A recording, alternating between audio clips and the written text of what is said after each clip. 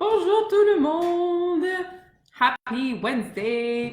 J'espère que vous allez bien, que vous êtes en pleine forme. Petit live improvisé ce soir. Je viens de terminer mon dernier appel avec ma cliente. Puis aujourd'hui, j'ai eu la même genre de conversation avec plusieurs de mes clientes. Fait que j'avais envie de sauter sur un petit live Karmakin parce que ça fait longtemps que j'en ai pas fait. Et parce que je pense que de ce de quoi on a parlé, encore une fois, à plusieurs reprises avec plusieurs clientes différentes aujourd'hui, pourrait vraiment aider n'importe qui dans la vie. Parce on a parlé de motivation et on a parlé d'une formule que j'aime utiliser beaucoup plus que de se fier juste à la motivation. Donc, je voulais faire un petit live rapide ce soir pour vous expliquer tout ça. Et comme je disais, ça fait longtemps que j'ai pas fait de live. J'étais au Mexique. Donc non, je me suis pas fait bronzer dans la neige de Montréal hier. J'ai passé une semaine au Mexique la semaine passée. Puis sinon, mon début 2019 va super bien au niveau de la business. De plus en plus de clients, je fais de plus en plus de conférences. J'ai optimisé mon site internet aussi, donc la business avance bien. Je mets beaucoup d'emphase sur mon newsletter aussi et mon blog. Donc, tout ça pour dire que les Facebook Live étaient peut-être moins présents à chaque semaine.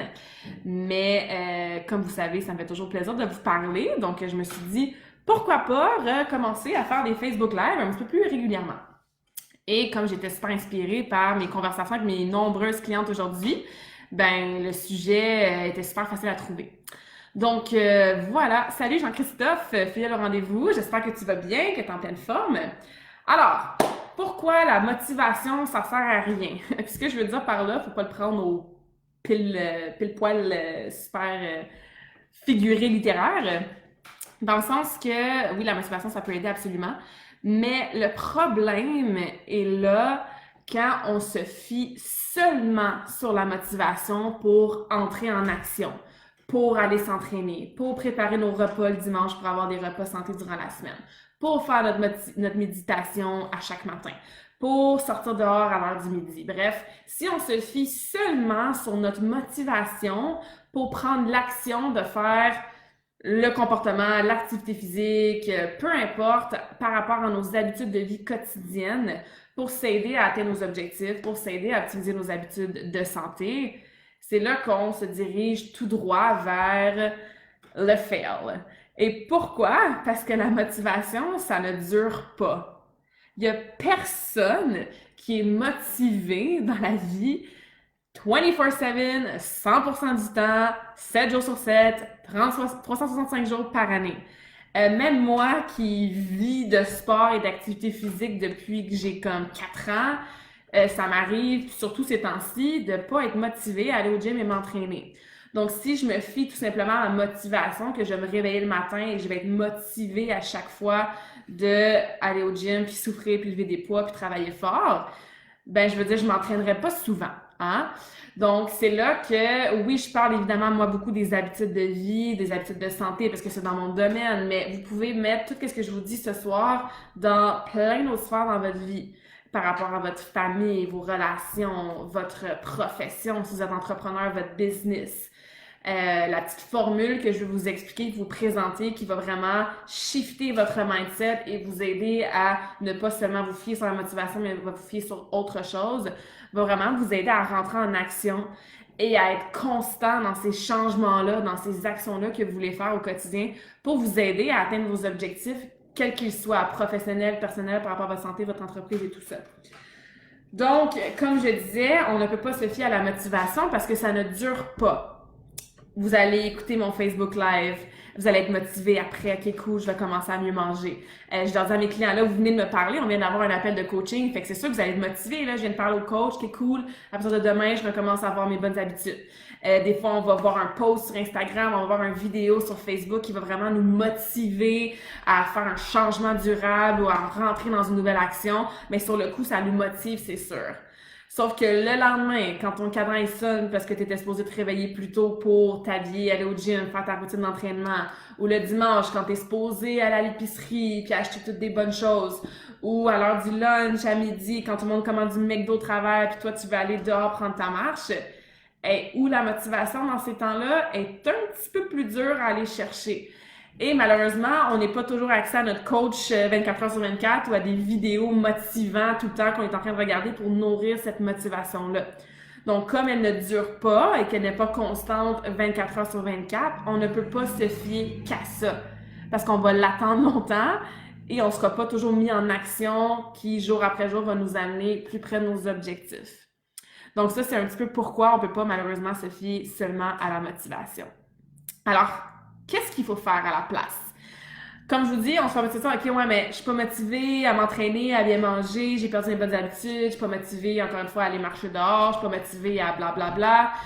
Puis là, tu me dis que faut pas que je me fie sur ma motivation, mais sur quoi je dois me fier? Puis c'est là que j'ai appris une équation qui est super intéressante puis que j'utilise beaucoup avec mes clients. Et je vais évidemment vous l'expliquer et vous la nommer. Puis je pense que même ça peut être pertinent que vous l'écrivez sur une feuille de papier, sur votre frigidaire, dans votre background de cellulaire pour juste vous en souvenir. Parce qu'encore une fois, on a des patterns, on a des pensées dans notre subconscient qui dictent 95% de nos actions à tous les jours. Fait que si nous, c'est confortable de toujours se fier à notre motivation, ben, je veux pas, notre subconscient va toujours nous ramener là. Fait qu'on veut intégrer quelque chose de nouveau dans notre vie, de changer un petit peu la façon de voir les choses, la façon qu'on approche certaines situations, ben c'est sûr que si on l'entend une fois, on va l'oublier. Fait que de l'écrire, de le lire à tous les jours, de se le répéter dans sa tête, ça peut vraiment aider à justement se recréer des nouveaux discours, des nouvelles histoires dans le subconscient pour ainsi influencer nos prochaines actions, nos prochaines décisions. Alors l'équation, c'est quoi? L'équation que nous, on fait un peu par défaut, feeling, petite flèche, décision, petite flèche, action. Donc, feeling, la façon qu'on se sent, nos émotions, notre sentiment du moment, va nous amener à prendre une certaine décision qui va dicter l'action qu'on va faire. Ça, c'est qu'est-ce qu'on fait habituellement. Fait que le manque de motivation, évidemment, se retrouve dans le feeling, dans la première sphère. Puis qu'est-ce qui arrive quand on se fie juste à nos feelings pour prendre la décision? Ben c'est probablement pas la décision la plus optimale pour toi, pour t'aider à atteindre tes objectifs. Pourquoi? Parce que si on se fie juste à nos feelings, encore une fois, on est très rarement, ou plutôt jamais motivé 24 heures sur 24. Fait que si on se sent pas vraiment motivé, un peu dans un funk que j'aime appeler, ou un servicieux un peu négatif de je mange moins bien, je dors moins bien, j'ai arrêté de méditer, je marche plus sur l'heure du lunch, je m'entraîne plus. Mais ce feeling-là, est-ce que je suis dans un état pour prendre une décision qui va amener l'action souhaitée de sortir dehors, aller m'entraîner, bien manger, etc.? Non. Ça va être quoi la décision qu'on va prendre? Ah ben, tant qu'à y être, je vais skipper le gym encore. Ou tant qu'à y être, ben, je mangerai du McDo moi aussi avec mes collègues. Ou tant qu'à y être, parce que je me sens comme ça, je décide de ne pas agir en gardant ma santé ou mes objectifs en tête. Fait que vous comprenez, l'équation, comment je me sens, va m'amener à une décision et la décision, évidemment, va amener une action. Ou une inaction, surtout quand on n'est pas motivé, mais souvent on va juste pas agir. Qui est quand même une action quand on décide de rester assis ou de pas sortir ou de manger telle chose au lieu de nos choses plus saines. Ça reste quand même une action. Mais vous comprenez que c'est pas vraiment l'équation idéale quand on part de nos feelings. Alors, ce que je vous invite à faire, c'est de renverser cette équation-là. Donc, ce qu'on va faire, c'est qu'au lieu de commencer avec nos feelings, on va commencer avec la décision. Donc, je prends une décision qui va m'amener une action, qui va m'amener à la fin un feeling. Vous voyez, j'ai vraiment renversé l'équation au complet. Donc, mon feeling est rendu à la fin de mon équation. Et pourquoi? Parce que si je prends une décision rapide, et je vais vous donner un truc après sur comment prendre des décisions rapides, sans prendre en compte comment je me sens, fait que même si je suis pas motivée, que je me sens paresseux, que j'ai une journée que je me sens lazy, puis pas en santé, puis juste, encore une fois, si j'oublie tous ces feelings-là, puis que je prends ma décision, no matter comment je me sens, ben c'est sûr que mon action va être beaucoup plus optimale et beaucoup plus positive. Fait que je vais manger ma salade pour lunch au lieu d'aller manger du McDo. Je vais aller marcher sur l'heure du lunch parce que je prends pas en compte qu'il fait froid puis ça me tente pas puis il pleut. Je vais m'entraîner quand j'arrive de travailler parce qu'encore une fois, je prends pas en compte le feeling que je suis fatiguée puis que je suis overwhelmed de ma journée. Fait que j'oublie mes feelings, je prends ma décision qui m'amène dans une action qui est beaucoup plus optimale. Puis qu'est-ce qui arrive une fois qu'on a médité, qu'on s'est entraîné, qu'on est allé marcher, qu'on a bien mangé? J'ai tout le temps les mêmes exemples, mais encore une fois, vous pouvez extrapoler ça à d'autres sphères de votre vie. J'ai fait le projet, j'ai appelé mon chum, bref, toutes les actions positives de notre journée qu'on veut faire de façon constante. Qu'est-ce qui arrive une fois qu'on les fait, ces actions-là? C'est quoi le feeling? Est-ce que c'est le même feeling poche qu'on avait quand l'équation était de l'autre côté? Non! On est fiers de nous, on se sent mieux. Il y a personne qui se sent pas bien après avoir mangé une salade, tu sais. Il y a personne qui regrette d'avoir été s'entraîner ou qui se sent pas plus libéré au niveau de l'esprit après avoir été prendre une bonne marche à l'air frais. Donc, notre feeling, parce qu'il est à la fin de l'équation et qu'on a fait l'action optimale avant, on n'est plus dans ce funk-là, non motivé, paresseux, etc. On a des feelings qui sont beaucoup plus positifs et c'est là qu'on nourrit notre motivation. Vous comprenez? La motivation devient après. Fait que c'est super important de garder ça en tête. On met le feeling après. Ce n'est pas je me sens comment, selon comment je me sens, je prends la décision de faire l'action. Non, non, je prends la décision, peu importe comment je me sens, parce que ma décision, c'est de faire une action que je sais qui va être optimale, qui va m'aider à atteindre mes objectifs. Et après avoir fait l'action, ben c'est quoi mon feeling? C'est awesome! Est-ce que ça fait du sens? C'est quelque chose que je travaille de plus en plus avec mes clients parce que c'est tellement du mindset. Puis j'ai souvent ce commentaire-là, je suis pas motivée, je suis dans une phase que je suis démotivée. La motivation, on en entend tout le temps parler. Puis oui, c'est important d'être motivé. Ça prend une motivation extrinsèque, ça prend surtout une motivation intrinsèque. Puis c'est pour ça que je parle aussi d'aller chercher le why, le pourquoi tu veux changer tes habitudes de vie. Mais ça, c'est un tout autre sujet. Sauf que si on attend après la motivation et qu'on ne se fie que là-dessus, ça va être extrêmement difficile d'être constant dans nos actions puis d'amener des résultats positifs et qui vont durer sur le long terme. Et bref, le dernier point que je veux vous amener, c'est comment je fais pour prendre cette décision-là. Comment je fais pour mettre de côté mes feelings puis de me fier sur la décision de faire l'action avant même de prendre en compte comment je me sens. Et c'est là que je parle souvent du 5-second rule, de la règle des 5 secondes. Si vous voulez lire plus là-dessus et en entendre plus parler, c'est Mel Robbins. Donc, si vous allez sur son site internet melrobbins.com, vous allez voir plein de vidéos qu'elle a faites, des TED Talks, des conférences, elle a des livres aussi. Puis c'est de elle que j'ai un peu appris ça, le 5-second rule. C'est que tu as 5 secondes pour prendre ta décision. Fait que, est-ce que je vais m'entraîner aujourd'hui? 5, 4, 3, 2, 1, go, je le fais. Parce que ce qui arrive, c'est que passé 5 secondes, on commence à s'auto-négocier. On négocie avec nous-mêmes. Puis c'est là qu'on commence à prendre en compte nos feelings. Mais si on se pratique à prendre des décisions rapides en moins de 5 secondes, on va être capable éventuellement de complètement oublier la façon qu'on se sent en ce moment. Encore une fois, si on se sent bien, puis motivé, puis awesome, tant mieux, ça va juste nous aider à prendre des décisions. Mais c'est surtout quand on sait qu'on est dans un état un peu moins positif au niveau de nos feelings. 5, 4, 3, 2, 1, je prends ma décision, j'oublie, je fais abstraction de comment je me sens, je me mets dans l'action rapidement, puis après, ça va m'amener un meilleur feeling. Fait que le 5-second rule, j'ai 5 secondes pour prendre ma décision.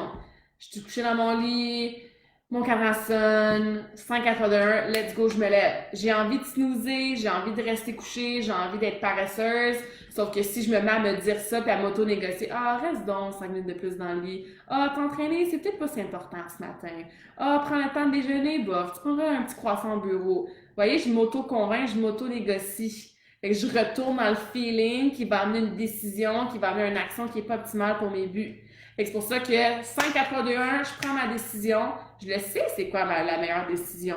Mais j'oublie, je mets de côté les feelings, je mets de côté la négociation un peu avec moi-même pour me mettre dans l'action. Fait que go, je sors du lit, ou go, je sors dehors, ou go, je mets mes suivis de course pour aller m'entraîner, peu importe c'est quoi l'action, mais je la fais. Puis plus vous allez être dans l'action, évidemment, plus ça va vous donner confiance en vous parce que vous devenez cette personne-là qui met ses souliers pour aller s'entraîner, qui se lève de bonne heure le matin, qui mange des aliments santé, super nutritifs. Et plus on devient cette personne-là, qu'on se voit aller, qu'on est en action, qu'on y croit, bien plus on a confiance en nous, qu'on est capable d'atteindre ces objectifs-là. Et plus on nourrit aussi notre subconscient qui nous amène des nouvelles histoires de comme je suis plus une personne qui est paresseuse, qui se sent moche. Non, je suis une personne qui prend des décisions, qui est en action, puis qui fait une espèce d'effort ou une étape à chaque jour pour me rapprocher de mes buts.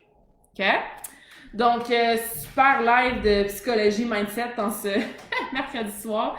Je me sentais bien motivée, même si il est déjà 9h moins 10 puis j'ai commencé à travailler tôt ce matin. Alors, je serais super curieuse de savoir qu'est-ce que vous en pensez. Partagez, s'il vous plaît, si vous avez écoutez 1 ou 2 minutes de mon live, laissez-moi un petit like, un commentaire, partagez. Oui, c'est important de savoir comment faire un beau squat pour pas se blesser. Oui, c'est important de savoir que dans du poulet, il y a des protéines.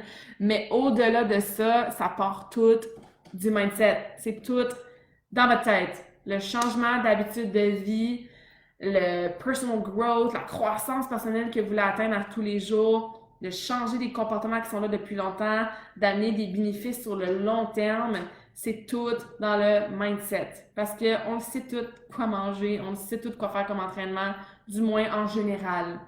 Mais c'est quand le mindset ne suit pas, puis qu'on se fie seulement sur notre motivation, qu'on n'arrive pas à avoir des résultats à long terme, puis qu'on recommence toujours la boucle. OK? Donc, je vous laisse là-dessus. Merci d'avoir écouté. Encore une fois, si vous voulez laisser un petit commentaire, un petit message, un petit like, ce serait super apprécié.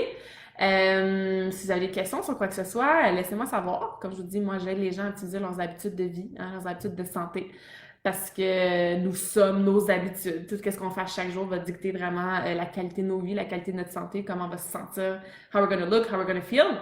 Donc, c'est un sujet qui, évidemment, me passionne, mais encore une fois, c'est du mindset. Donc ça, j'espère que c'est une petite formule qui va vous aider à switcher votre équation de bord, comme on dit. Alors voilà, je vous laisse là-dessus. On se reparle très bientôt. Comme je vous dis, je vais essayer très très fort de trouver le temps, de faire du temps plutôt, parce qu'on peut toujours trouver du temps pour qu'est-ce qu'on met en priorité, de venir vous jaser en Facebook Live le plus souvent. Mais sinon, comme je vous dis, je mets beaucoup de contenu sur mon infolettre. Si vous n'êtes pas abonné, envoyez-moi votre courriel, je vais vous racheter tout de suite sur mes stories Instagram, sur ma page Facebook. Donc, n'hésitez pas à me suivre là, sur tous ces réseaux-là. Ça va me faire vraiment plaisir de connecter avec vous. Sur ce, bonne soirée et à bientôt!